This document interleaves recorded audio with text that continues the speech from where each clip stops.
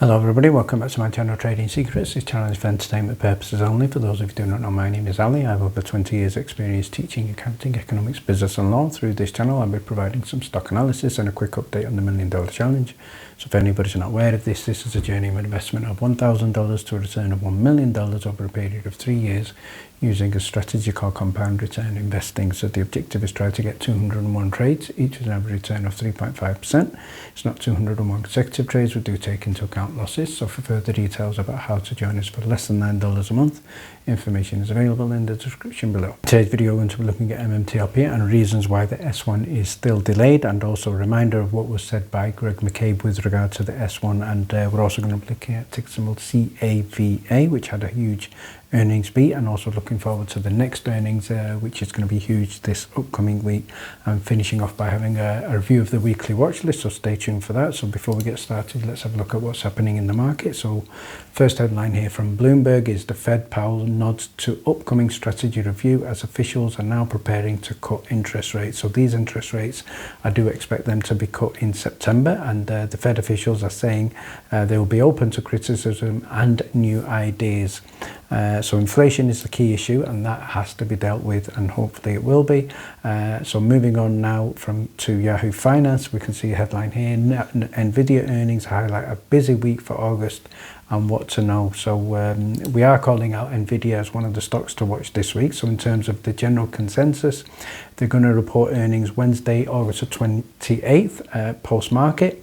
The general consensus is 64 cents per share on revenue of 28.4 billion, and that represents 109.1% year-on-year revenue growth. So overall estimates have been revised lower since the previous earnings release, which was huge. So in terms of overall earnings, some of the stocks that we are looking at include Nvidia, as we've just seen. As well as that, we're going to be looking at Dell, Chewy, A&F, Lulu, Marvel, and also CrowdStrike. I'm going to start by following on from the previous video where we looked at the update from Scott in terms of his filing, and what Jiminy has stated here is that Scott is 1,000% better than Mark, who knew that a normal everyday guy would put a 35-year tenured lawyer to shame. So one of the reasons why Jiminy is stating this is that Scott is not a qualified attorney, but the amount of work and the research that he has done in there has been, in my opinion, certainly exceptional.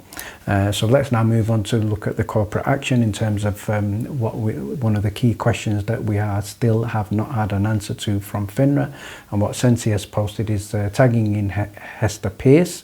Have FINRA produced the MMTLP corporate action amendment receipt as required under the Processing Company Related Actions 6490 Section C for the amount of $2,000 to $5,000 per the MMAT, as they did not make the amendment request or payment. Someone from within FINRA did it to the halt. So we can see here the fees, and then obviously here the fees range from $200, $1,000, $2,000, all the way to $5,000, and these are fees with regard to amendments, notifications, and updates, which obviously were not done by Metamaterials. And if we have a look at an update here from Sensi to that post, he's also stated, lastly, FINRA market operation reviews and processes all corporate action requests. The final, now deficient MMTLP corporate action either got approved by mistake or the amendment was done around the MOD department. No matter how or why, it all falls back onto FINRA. Where are you, and why have you not answered this particular question? So because it is something that is not been dealt with yet. So not happy as stated here. Was it something from the UPC board? What's broker's company that belongs to? I bet they cannot answer that question. I don't think they can answer that question. So let's now move on to the S1 and why we have not had the S1. So what Tom has stated here, some things are worth repeating just to get our feet on the ground and to help ignore the noise from the lawyers with regard to MMTLP and the fraud from FINRA. So he's highlighted a quotation here, I think from the press release, and stating from quotation from Greg McCabe, CEO and chairman, who states, in the light of events surrounding our former accounting firm, it was determined to re-audit the 2022 financial statements, and this has regrettably delayed our other filings. So let's have a look at the press release, and we can see here dated July the 17th 2024, the company provided an update on the filings, and we can see here again highlighted in yellow and red. Basically we can see the 2022 financial statements was in connection with the change in the independent accounting firms and the subsequent SEC actions against our former independent accountant, and as a result the company determined to restate its original financial statements for the year ending December the 31st 2022. So again, I think this is the key reason why there is a delay. I am hoping for this S1 to be approved and released as soon as possible, because I think many of the MMTLP community are looking at the Edgar website, refreshing it, but as of yet no news. Let's now have a look at ticker symbol CAVA, also known as Cava Group. So this was a stock that was called in our DD channel with regard to earnings, and it was expected to beat earnings.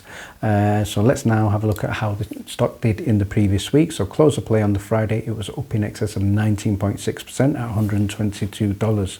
So great response to earnings, and over the previous month we can also see the stock is up close to 56%. So again, medium term, the chart is also doing exceptionally well. And if we now have a look at the year to date, it is now currently up close to 198.51%. So doing exceptionally well here. And let's now have a look at a reaction here from Forbes, and they state here Cava stock is up 225% since its IPO, and the shares could keep rising. So certainly one that we are watching. So what are the reasons for this? So first of all, what I would like to say in terms of two key rules with regard to business: when a company exceeds quarterly growth, raises its guidance, its stock generally goes up. So that's what's happening with Cava.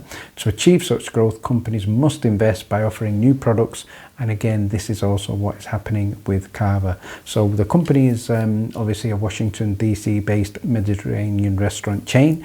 The stock has gone up a record 22% on August the 23rd in response to the stellar earnings. So let's now have a look at what else we can pick up from the earnings. And if we have a look at in terms of response here, in terms of valuation, there are three things the company are doing. First of all, they're launching a popular new menu, they're growing same store sales faster, and they're also raising profitability and cash flow.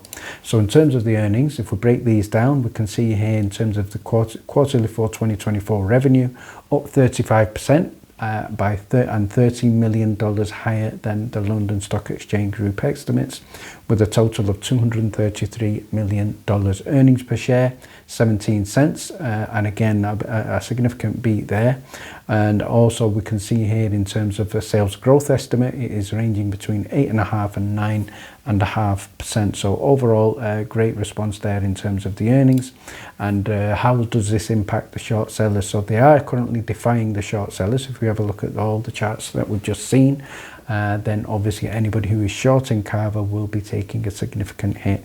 And what I'd now like to share with you here is finally in terms of some of the analysts. So Raymond James has raised the target price by 13%, and Wedbush have raised the target price by 20% to $120. So let's see what happens with CAVA, which we are watching. I finally like to finish off by having a quick review of the previous week's weekly watch list. So we have been watching some of the monkeypox plays for quite a while now, when it was certainly APDN, when it was trading below 50 cents.